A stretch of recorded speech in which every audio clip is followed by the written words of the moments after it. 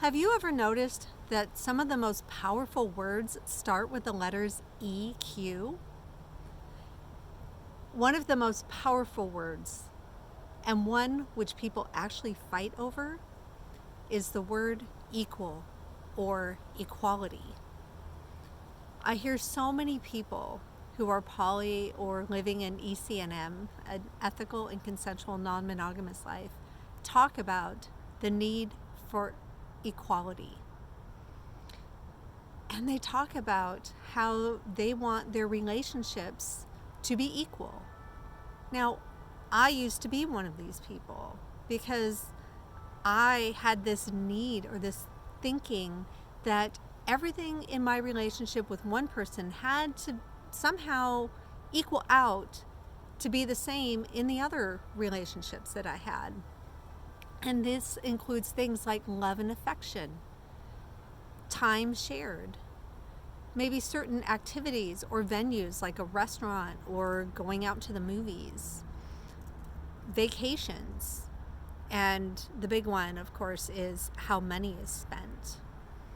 Hi, I'm Kat Lundquist, or Badass Kat, and I'm the director and co-creator of Badass Red Dress Society. And in the beginning of my poly journey, I felt it was important for things to be equal among all my relationships. And there was this drive in me that it was this need that I had. And I didn't understand it, but I guess what I really wanted was that each of my relationships needed to feel the same. There needed to be some sort of stability or like a solid, secure feeling in each of these relationships. And in order for me to have that, I felt that each of the relationships needed to be kind of the same, or they needed to equal out to be comparable, that one person couldn't have something more than another person. And if I did, then it felt like I was playing favorites, or that it just didn't feel right for me. But I really didn't understand where that need came from. And looking back and of course going through the poly journey that I have and the ECNM journey of creating my ethical and consensual non-monogamous life over the past 6 years, I can look back on this and I'm actually going to call this a rookie mistake. That it's something that a lot of people who are new to polyamory or an ECNM life, they bring this with them into their new relationships.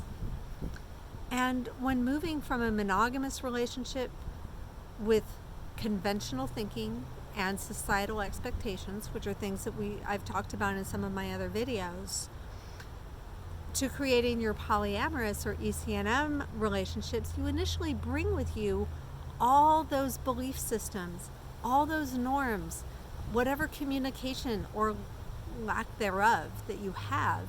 My communication skills actually really sucked in the beginning, I'll be honest. And we also bring with us a lot of the monogamous relationship expectations into our new polyamorous playing field. And this can create a lot of drama. And in the beginning of my relationships, it did create a lot of drama. And there was a lot where I didn't realize that it was my conventional thinking and the monogamous mindset of what relationships were supposed to be like, how you're supposed to engage in relationships. And I brought all that in to trying to live a non-monogamous life. And as I was creating these additional relationships, I was trying to plug in these same thoughts and feelings into multiple relationships. And unfortunately, it just doesn't work. And so this image that comes to mind is, since I just recently got back from a trip to China, is someone going to a new country for the first time, and they pack way too much stuff, which was my first trip to London. And I had big suitcases. I carried a lot of things, and I brought a lot of things that I thought I might need. There was a lot of, well, what if? Or I might want to do this, or I might do this. So I want to make sure that I've got everything covered. And let me tell you, it weighs you down. You're dragging around these big, heavy bags. But unfortunately, when we move from monogamy to non-monogamy, we don't realize all the baggage that we've been bringing through. The baggage of our relationship expectations, the baggage of conventional thinking, the baggage of societal expectations, the baggage of the types of relationships that you had in the past. And all those things you are actually bringing into your new polyamorous relationships, and you don't even know it. Then you start engaging in multiple relationships, and all of a sudden the drama starts to happen. The jealousy, the insecurities, the self-doubts, the fighting over time. Well, she got more time than he got.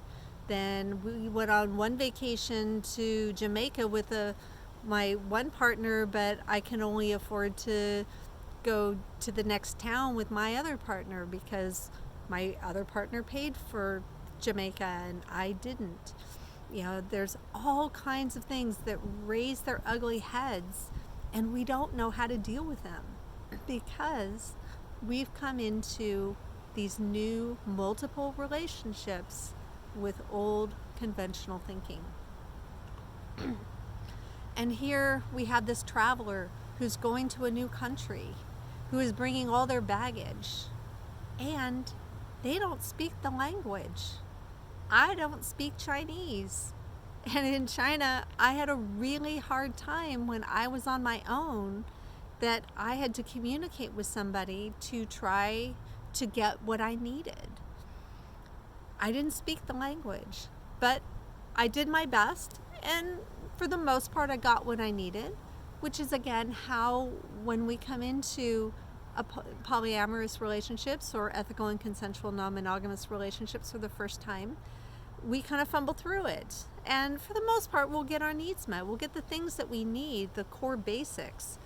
But if we really want to thrive and we really want to move forward, we have a lot to grow in. And a lot of people either don't realize how much they need to grow in, what areas they need to grow in, or that they even need to grow at all. And so here we have this traveler again, too much baggage, didn't speak the lingo, but they want to put on the airs that they know what they're doing because they don't want to look stupid. And again, I think there's a lot of similarities. When we come into polyamory, we don't want to look stupid. We don't want to look vulnerable. We don't want to look like we don't know what we're doing. But we don't know what we're doing. And I didn't know what I was doing. And now I'm growing, and I still continue to learn things. Just because I'm 6 years into this doesn't mean that, I'm a complete know-it-all, that I know everything. I've certainly grown a lot, and I know a lot, and I've done a lot of research, and I've done a lot of my own personal growth and expansion of what it really takes to live a thriving polyamorous, ethically and consensually non-monogamous life. And yet I continue to grow and learn every day. So it is a journey, and it's a lifelong journey, just as life is. And in my, let's see, okay, so I talked about that. Just checking my notes here. So I believed in the beginning that there was this whole thing about being equal. But there's another really powerful word that also starts with EQ. And that word is equity. And equity says that everybody gets what they need, but it doesn't look the same for everybody. And when you are in multiple relationships, you have different people, different partners who have different needs. different desires, different wants, different resources. And when you approach each of your relationships from the standpoint of equity, that each relationship is going to be its own unique entity and not compare it or contrast it to your other relationships, that you allow it to grow and flourish and thrive at its own level, whatever it's going to be, then you have achieved equity, where each person in the relationship and in each of your relationships is receiving from you and giving to you what works for that connection. So equality actually ends up limiting and restricting us, because we're trying to give the same thing to everybody, but not everybody needs the same thing. So some people are going to feel like they're getting their needs met, and other people are going to feel that they're not, that they're getting something that they really don't need, and they're not getting what they do. So equality is really the way that we try to bring this together, but we'll find out pretty quickly that equality just doesn't work, that we need to move into equity. Equity is where it's at. And if you practice any sort of interconnected poly relationships, such as triads, quads, multicules, or even kitchen table poly, where you bring your partners around together, those groupings create their own unique relationships. So not only do you have the dyadic relationships between two people, but then when you start bringing in the multi-level relationships of a triad, now you have actually 4 relationships. You have each of the 3 dyads, and then you have the group itself. And so the more you interconnect with your polycule and your lovers and connectors and metas and your partners, all of those connections create unique little mini relationships which need to be tended to. And that's where equality can really fall apart. But equity is what gives each of those what they need. And if this sounds like a lot of work, well, I'm going to tell you it is. It is a lot of work. Growing and learning and expanding yourself beyond where you stand today does take an investment of time, energy, focus, money, practice, and a willingness to make those rookie mistakes so that you can grow from them. And unfortunately, what I see in a lot of the poly forums on Facebook is people are, I'll be honest, there's a lot of complaining, but the questions that people are asking and the answers that people are giving, they talk about self-growth. They say you need to learn how to grow through things, but no one is actually telling people how.